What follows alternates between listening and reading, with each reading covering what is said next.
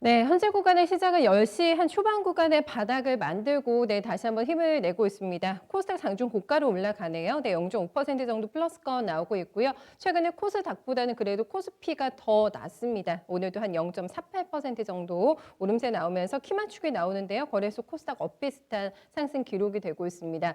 큰 그림 어떻게 그려봐야 될지 저희 최태규 전문가와 함께 하겠습니다. 전문가님 어서 오세요. 네, 반갑습니다. 네, 반갑습니다. 계속해서 일어나시면 아마 뉴욕 증시 체킹하실 것 같아요. 워낙에 또 부양책 바라기 모드로 진행이 되고 있기 때문에 하루 이게 더 연기된다. 근데 전문가님께서 말씀하시는 건 이게 한 번에 확 타결이 되는 것보다는 긍정적인 기대감을 가지고 시간을 끄는 게 더 낫다. 이렇게 봐주신 거잖아요. 네, 그 맞습니다. 분위기로 가고 있는 것 같은데요. 네, 네, 네. 네. 일단 이 부양책 저도 아침에 뉴스 딱 나와가지고 만약에 부결되면 한번 미증시가 급락 나오면서 그게 완벽한 저점이 될 수 있다라고 생각했는데 또 미적미적 또 하루 늦춰놨습니다. 자, 이 부양책 같은 경우는 제가 봤을 때 안 돼도 돼요. 왜냐하면 일단 이 부양책이 안 되면은 더 큰 부양책이 대선 이후에 기다리고 있기 때문에 오히려 더 큰 꿈을 가질 수 있어요. 증시는 꿈을 먹고 사는 건데 지금 여기서 그냥 어영부영 해결해 버려 버리면 더 이상 어떠한 그 시장에서 기댈 수 있는 꿈이 좀 사라지거든요. 그렇기 때문에 일시적인 반등이 될 수 있는데 결국 이게 이번에 안 되게 되면 그러면 대선 이후에는 더 큰 그것이 될 수 있느냐? 반드시 돼야만 합니다. 왜 이번 부양책의 가장 큰 것은 결국 국민들이 지금 대부분 연체된 부분을 해결해 주는 부양책이 크거든요. 그러면 이것이 내년 1월까지 연장을 해놨기 때문에 내가 봤을 땐 11월 안에는 어떠한 형태로든 할 것이고 결국 대선 이후에 누군가가 대통령이 되더라도 트럼프도 결국 지금보다 더 큰 파일을 줄 것이고 바이든도 지금보다 더 큰 파일을 줄 수 있기 때문에 굳이 내일 결과가 안 나오더라도 시장은 일시적으로 흔들림이고 그러한 일시적인 흔들림은 오히려 매수 기회로 보셔도 될 것 같습니다. 자, 우리 시장 한번 차트 보겠습니다. 오늘도 뭐 장중에 흔들림은 나왔지만 네. 결국 이러한 흔들림은 상승하기 위한 흔들림이지 결코 더 이상 떨어질 자리는 아니다라는 거 아셔야 될 것 같은데 자, 우리 중기 추세 한번 보겠습니다. 일단 거래소 같은 경우는 크게 중기 추세 보면은 어제 살짝 올려놓고 오늘 이제 안착하는 모양새를 보여주고 있고요. 반면에 이제 코스닥 같은 경우는 조금 밑에 있어요. 즉, 요 추세, 요 하단에 있는데 이 코스닥은 왜 이런 모습을 보이냐?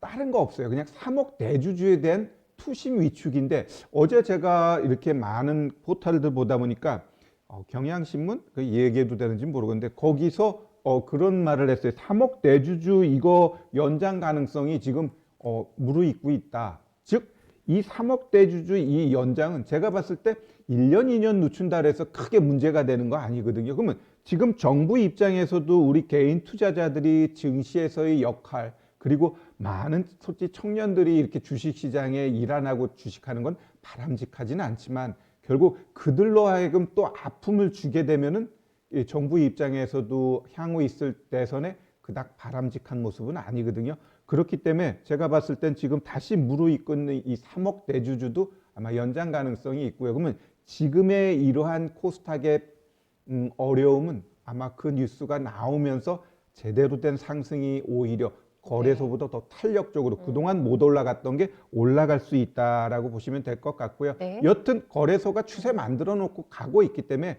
코스닥이 밑에서 질질대도 어느 순간부터 치고 올라갈 수 있으니까 시장 제가 봤을 때 크게 걱정할 일은 없을 것 같습니다. 네, 저희가 부양책 얘기로 시작해서 시장 분석해 주시면서 양도세로 마무리해 주신 거잖아요. 네네. 그러니까 부양책에 대한 민감도는 이전보다 이제 크지는 않을 것이고 양도세 문제도 지금 뭐 3억이 확정이 됐다. 내년부터 무조건 부과한다. 요건 아니기 때문에 이 결과 지켜보면서 증시 이제 방향을 가를 거는 양도세다. 이렇게 보시는 거죠. 그렇죠, 그렇죠. 네, 예. 알겠습니다. 특히 네. 코스닥이 움직이는 데 있어서는 그게 제일 중요하죠. 네, 알겠습니다. 청와대는 아니라고 하긴 하는데 지금 다시 한번 논의가 좀 있을 것 같긴 해가지고 너무 또 낙담하는 분위기는 아닌 것 같아서 결과는 뭐 나와봐야 알겠죠. 네, 최종 결과를 확인하고 네, 증시 반응도 저희가 체킹해 봐야 될 것 같습니다.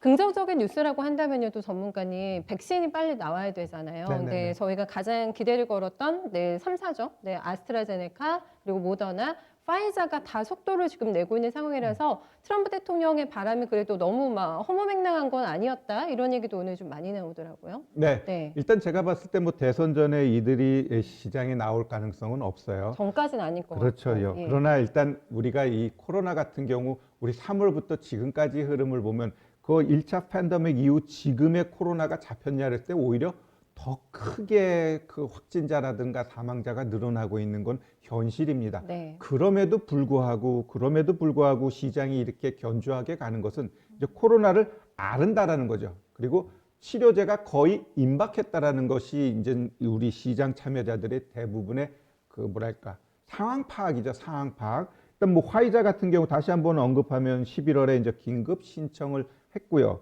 아스트라제네카 같은 경우도 임상 재개하면서 가능성을 또 부각시켰고 네. 또 어제 이제 모더나가 12월에 또 다시 이제 긴급 사용 승인 신청을 했듯이 결국 이들 중에 누군가는 결국 빠르면 올해 안에 시장에 나오고 결국 이러한 것들이 나오면은 이제 코로나는 역사에 사무치게 돼 있고요. 그럼 이러한 관련된 종목군들은 실질적으로 그 뭐랄까 기업의 실적보다는 좀 과대 포장된 게 많습니다. 워낙 코로나 이로 인한 공장들이 문 닫고 우리들이 생활이 자제되다 보니까 너무 심각하게 부각됐어요. 그러다 보니까 네. 종목들이 좀 많이 올라간 부분은 있는데 제가 봤을 땐 이제 결국 코로나로 인한 종목들보다는 오히려 피해를 봤던 종목들이 지금 최근에 많이 올라갔다는 점 우리 잘 명심하시면서 주식시장에선 대응하셔야 될 것 같습니다. 네, 백신 개발의 속도가 좀 빨리 났으면 하는 가장 큰 바람을 가지고 있는 게 아무래도 또 트럼프 대통령이 될 것 같아가지고요.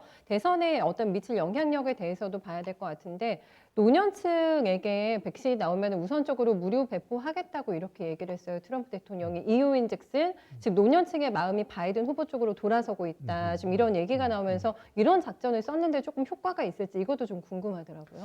네, 근데 우리가 이제는 그 언론에 대해서는 100% 믿으면 안 됩니다. 그 언론 같은 경우는 자기 그 회사의 입장에 자기한테 좀 유리한 만약에 우리 뭐 보수 뭐 이런 거 이야기하는데 언론사가 보수면 또 그쪽에 맞춰서 뉴스를 내보내게 돼 있거든요. 그렇기 때문에 제가 봤을 때 바이든 트럼프 분명히 바이든이 더 우세하게 나온다는 게 뭐 많이 나오니까 가능성은 있는데 지금 바이든 같은 경우도 악재 나왔잖아요. 그 아들 헌터의 그런 그 네. 스캔들 이런 것들을 과연 트럼프가 어떻게 역전의 빌미로 잡아갈 것이냐. 즉 얼마 남지 않았지만 언제든지 지금 누군가가 막판에 한 방 터뜨릴 그것을 잘 하느냐에 따라서 이번 선거는 결정될 거라고 봐요. 그래서 지금까지의 그 바이든의 우세는 뒤로 하고 결국 트럼프가 헌터 이 문제를 어떻게 또 부각시킬 것인지 그러한 거에 따라서 막판 또 2016년에 그러한 것들이 재현될 가능성도 있고요. 일단 뭐 화이자가 아니라 이 코로나 이런 백신들 이렇게 빨리 나오고 이런 것들을 제대로 플레이를 하게 되면 트럼프 입장에서는 이 코로나의 뭐랄까 이득을 볼 수 있는 그러한 시점이 올 수 있다라고 보여집니다. 네, 대응의 관점에서는 어떻겠습니까? 오늘 모더나 관련된 종목들이 다 음봉이거나 윗꼬리를 길게 달고 있고 뭐 백신은 아니고 치료제 쪽입니다만 어제도 녹십자가 금방 꺼지더라고요. 금방 달아올랐다가 또 금방 꺼지는 경향이 있어가지고 굉장히 까다롭게 아마 관련주들 매매 대응하실 것 같고 국내에서도 계속 속도 내서 개발을 하고 있는 상황이잖아요. 근데 어떻게 좀 저희 대응 포인트 잡는 게 좋을까요? 우리 그런 속담이 있잖아요. 소문에 사서 뉴스에 팔아라. 결국 코로나 관련된 치료제가 나오면 그건 끝입니다. 그리고 지금 시장이 특히나 제약바이오들은 당분간 좀 시장 투심이 더 떨어지길 원해요. 지금 셀트리온 보세요. 자꾸 저점 만들어 저는 대한민국에서 셀트리온만큼 실적 나오고 기업 탄탄한 건 없다라고 보는데 그게 뭐 합병이니 뭐니 모든 뉴스가 나오면 살짝 올라가고 계속 떨어지고 있다라는 건 결국 제약바이오 쪽에서의 그 투자 심리는 오히려 더 떨어지길 원하는 거예요. 그래놓고 한번 바닥 나오면 또 시장의 중심 섹터로 가서 올라갈 수 있는데 지금은 아니라는 거죠. 그렇다면 지금 여기서 살짝 양봉 나오는 거 보고 쫓아가면 안 돼요. 종목들이 항상 이야기하지만 떨어질 때는 반드시 양봉이 나오게 돼 있어요. 그거는 양봉 나올 때 비중 축소지 거기서 매수해가 추가적으로 간다라는 게 아니에요. 또 상승할 때도 보면 계속 양봉 안 나와요. 양봉 나오다 갭 떠놓고 음봉 나오고 그러면서 또 가는 거거든요. 그렇기 때문에 하락장에서 양봉 나올 땐 우리가 비중 축소의 자리로 잡고 지금 제약바이오 쪽은 가는 장이 아니에요. 이따 얘기하겠지만 지금 시장은 오히려 다른 쪽으로 지금 움직이고 있다는 것은 네. 제가 9월 달부터 말씀드렸는데 지금 그러한 게 지금 2달째 이어지고 있습니다. 네, 정말 만만치가 않네요. 네, 이쪽은 굉장히 난이도 높은 매매 당분간 더 진행될 거라고 봤습니다. 그리고 뉴스 나오면 이제 완전히 주가는 또 이제 밑으로 급락할 수 있다는 점도 감안하시면서 전략 챙겨 보셔야 될 것 같아요. 다음은 저희 실적 얘기 좀 해볼까요? 지금 저희 미국에서 넷플릭스가 기대는 있었는데 실적이 많이 안 나왔어요. 좀 시간에서 주가가 많이 빠졌고 오늘 뭐 굉장히 넓은 의미에서 보면은 뭐 엔터도 다 이런 컨텐츠주들도 다 포함이 될 것 같은데 국내 증시에서도 조금 밀려나는 종목들도 많이 보여가지고 코로나 수혜에 대한 기대감 너무 컸을까요? 네, 제가 항상 실적 시즌은 3개월에 한 번씩 오니까 이제 반복해서 말씀드리는데 결국 실적 시즌에서 우리가 체크해야 될 부분은 주가의 위치입니다. 실적이 좋은데 주가가 위에 있을 때는 이게 더 가기 위해서는 어떤 모멘텀이 있어야 되고 없으면 거기서부터 질질질질 내려오고요. 근데 실적이 뚜껑을 열었더니 안 좋아. 근데 주가는 코로나 이런 거로 인해서 많이 올라가 있어. 그럼 그런 애들은 어떻게 돼요?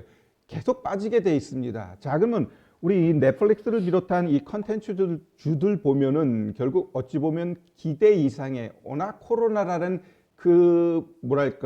파급력이 컸기 때문에 일단 실적은 뒤로 하고 기대감만 보고 주가들이 올라간 게 너무너무 많았고요. 네. 현 시점에서 잘 보면 결국 우리 대부분의 이제는 사람들은 코로나에 대해서 아주 진저리를 냅니다. 어찌 보면 아유 됐어 그냥 나가고 싶어 이러한 것들이 이제 팽배해지고 있거든요. 그러한 것들이 어찌 보면은 주가에서 그냥 나타나지 않나 이렇게 보여집니다. 자, 한번 종목 한번 볼게요. 자, 우리 지금 여행 마음대로 갈 수 있나요? 일단 국내는 갈 수는 있지만 해외여행에 있어서는 많이 어려워. 근데 일단 모두 투어라는 종목 한번 보시면은 어떤가요? 오히려 2달 전부터 주가가 한번 팡 뛰면서 조정 주고 제대로 가겠다라는 걸 보여줍니다. 최근에 15,450원 고점 만들었는데 이거는 뭐예요? 양봉 나오면서 이 15,450원을 치고 가겠다라는 거거든요. 그럼 지금 시장 여행사들 얼마나 문 닫고 실업자 나오고 그러나 주가가 이렇게 가는 건 역시 주식이라는 건 좋을 때가 있으면 또 나쁠 때가 있고 망하는 회사가 아니라고 하면 오히려 저점 기회를 잡아야 되는 겁니다. 그다음에 또 노란 풍선도 봐봐요. 같은 여행주인데 똑같은 차트 만들고 가죠. 그러면 얘도 마찬가지예요. 이전 고점 22350 이거 치고 가겠다라는 거고요. 우리 솔직히 비행기 타는 거 좀 갇혀 있으니까 얼마나 힘 안 좋잖아요. 느낌상으로도. 그럼에도 불구하고 대한항공도 보세요. 가고 있잖아요. 최근 고점 뚫어버리면 제가 봤을 때는 이전 고점 6월 달 22,600원 거기 목표가 잡고 가셔도 충분히 더 갈 수 있다. 시장이 결국 이들 쪽으로 가는 거지 그동안에 올라갔던 종목 중은 오히려 양봉 나올 때 비중 축소 그리고 이들 종목 쪽으로 우리가 방향 잡고 가야 됩니다. 기대가 높았던 쪽이 아니라 낮았던 쪽에서 전략을 이렇게 결론적으로 내주셨어요. 큰 그림 어떻게 그려볼까요? 그래서 오늘은 세옹지마라는 한자를 한번 갖고 나왔습니다. 네. 이게 결국 화가 있으면 복이 있고 복이 있으면 화가 있거든요. 결국 양지가 있으면 음지가 있듯이 지금 시장만 봤을 때 최근 며칠 조정 결국 이 음지가 또 올라가기 위한 양지라고 보여지고요. 일단 남은 10월 달 제가 봤을 땐 충분히 어제 저점 잘 만들었어요. 그러면 남은 시장 좋은 종목으로 여러분들 수익 많이 낼 수 있기를 기대해 봅니다. 알겠습니다. 계속 가격 메리트 얘기해 주시면서 오늘도 세용지마로 정리해 주시네요. 네, 말씀 잘 들었습니다. 네, 감사합니다.